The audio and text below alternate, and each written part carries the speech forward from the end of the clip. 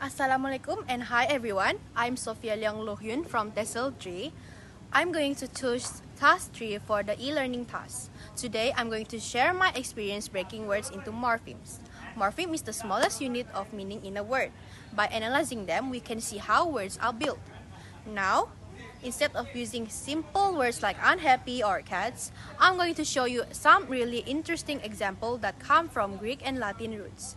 Along the way, I'll explain how prefixes, roots, and suffixes work together to form a meaning. Let's start with anthropology. This word breaks into anthropo, meaning human, logy, meaning study of. So anthropology means the study of humans. Here, anthropo is a root from Greek. Roots usually carry the core meaning, and logy is a suffix-bound morpheme that turns a root into a field of study. You'll see logy in the words like biology, physiology, and sociology.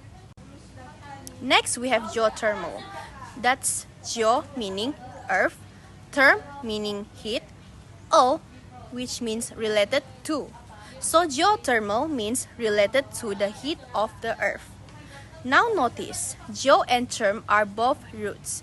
They often appear as combining forms from Greek. And al is a suffix that turns it into an adjective. Suffixes often tell us what kind of word it is, noun, adjective, or verb. And then we have bibliophile. It's biblio meaning book, phile meaning lover of. So a bibliophile is someone who loves book. What's cool here is that phile is a suffix borrowed from Greek, and it always shows a strong liking. You see it in the words like technophile, lover of technology, or francophile, lover of French culture. Now we have psycholinguistic.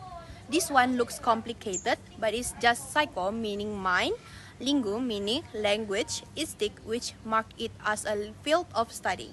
So psycholinguistic means the study of how the mind processes languages. Here you can see how words can combine two roots, psycho and lingu. Prefixes don't always mean before or not. Sometimes they are just roots stacked together to build bigger words.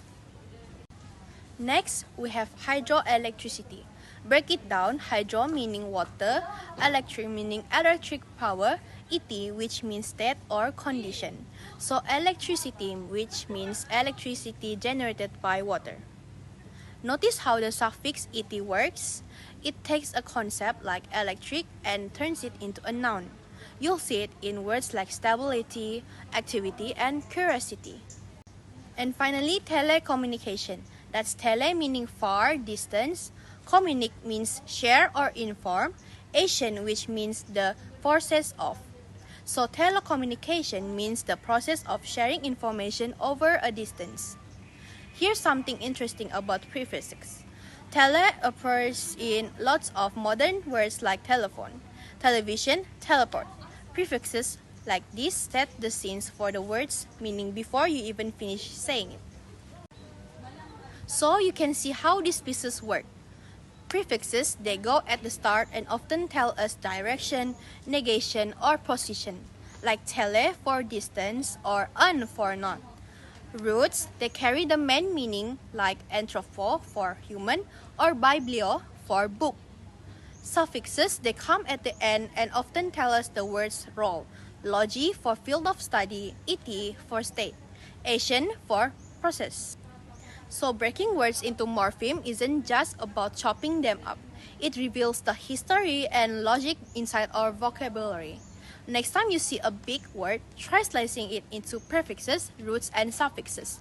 You might be surprised how much meaning is hidden inside. That's all from me. Thanks for watching, and let me know your favorite morpheme.